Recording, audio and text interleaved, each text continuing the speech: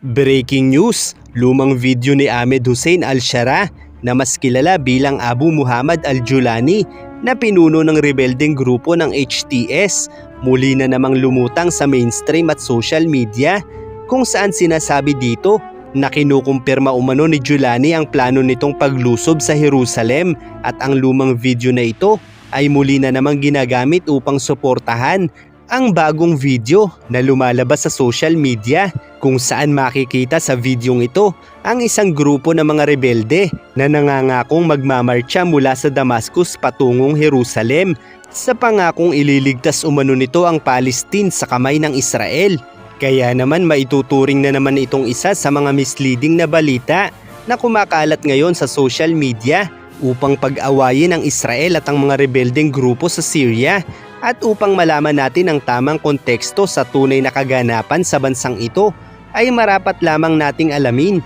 kung sino-sino nga ba ang nai-involve sa kaguluhang ito.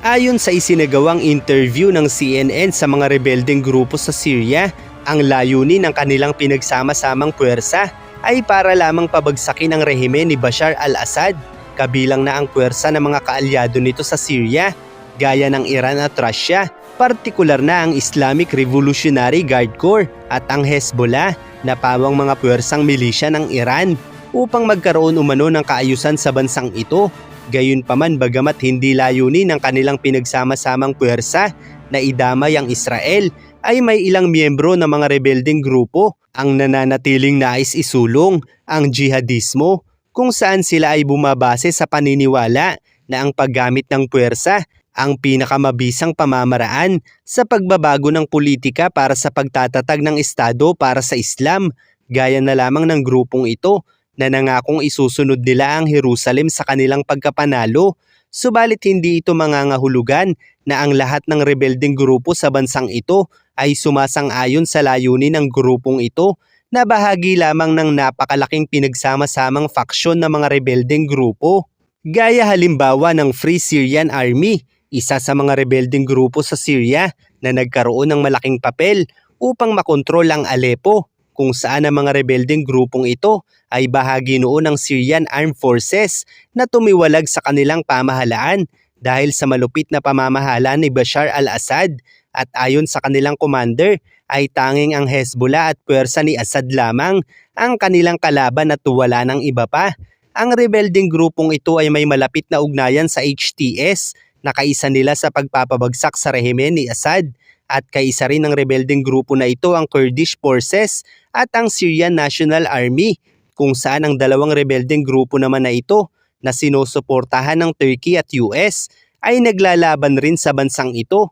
Kaya't sa madaling salita, kahit sila ay magkalaban, sila ay magkakampi pa rin laban sa pamahalaan ni Bashar al-Assad at sa mga puwersa ng Iran at Russia sa Syria. Ibig sabihin, bagamat nagsanib puwersa sila para sa iisang layunin, ay mayroon din silang sariling mga desisyon na walang kinalaman sa pagsasama-sama ng kanilang puwersa. Kaya't kung ang grupo na ito ay nais isunod ang Jerusalem sa kanilang pagkapanalo, ay hindi ito mangangahulugan na mapapasunod nila ang lahat ng rebeldeng grupo sa bansang ito, dahil nga nabuo lamang naman ang kanilang ugnayan para sa iisang misyon na pabagsakin ang rehime ni Assad at hindi para lumaban sa Israel. Kaya naman maituturing na misleading ang paggamit ng media sa videong ito na nagsasabing kinumpirma ni Julani ang plano nitong pagsalakay sa Jerusalem. Dahil kung kinumpirma nga sa kasalukuyan ni Julani na isusunod nila ang Jerusalem, ay maaaring unahan na sila nito at napakalaki ng tsansa na wala silang magagawa laban sa Israel, dahil ang Israel lamang din naman ang halos tumalo sa rehimeng ito dahil sa mga pagsalakay nila sa puwersa ng Iran na naririto, kung kaya't naubusan ng sandata ang kanilang gobyerno laban sa mga rebeldeng grupo. Nangangahulugan ito na kung hindi dahil sa Israel ay hindi pa rin magtatagumpay ang mga rebeldeng grupo na mapabagsak ang kanilang gobyerno. Kaya't papaano pa nila tatalunin ang Israel na siyang tunay na naging dahilan sa pagbagsak ng rehimeng ito na 13 taon nang kinakalaban ng mga rebeldeng grupo. Kaya tila nga ay napakalabo talagang kumpirmahin ni Julani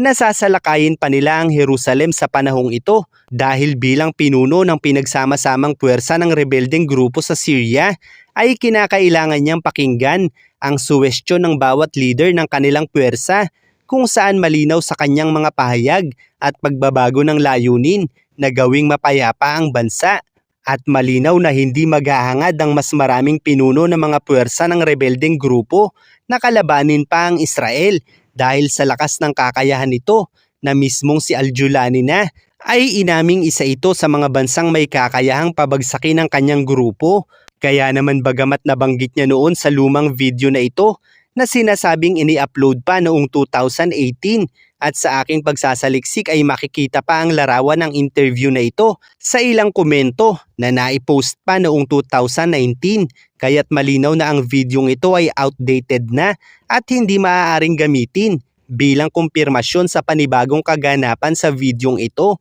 dahil si Julani ay nagmula sa iba't ibang grupo at sa bawat paglipat nito ay nagbabago rin ang kanyang layunin gaya ng pagkalas nito sa Al-Qaeda at pakikisama sa mas maraming rebeldeng grupo sa bansa nila na nangangahulugan na kailangan niyang dinggin ang mayorya ng bawat suwestyon sa samahan nila kaya't walang maituturing na kumpirmasyon na aatakihin nila ang Jerusalem maliban lamang sa grupong ito na magpasa hanggang ngayon simula nang mai-upload ang video ay wala pang nakakakilala sa kanila na magkukumpirma na sila nga ay miyembro ng grupong ito. At kung ito man ang layunin magpasa hanggang ngayon ng rebeldeng grupo na HTS, ay maaaring makalaban din ng HTS ang iba pang rebeldeng grupo na ayaw idamay ang Israel sa kaguluhang ito dahil sa takot na sila naman ang pulbusin ng Israel sa labanang ito. Kaya't kung mayroon mang ilang miyembro ng HTS ang nagnanais ipagpatuloy ang pagsalakay sa Israel,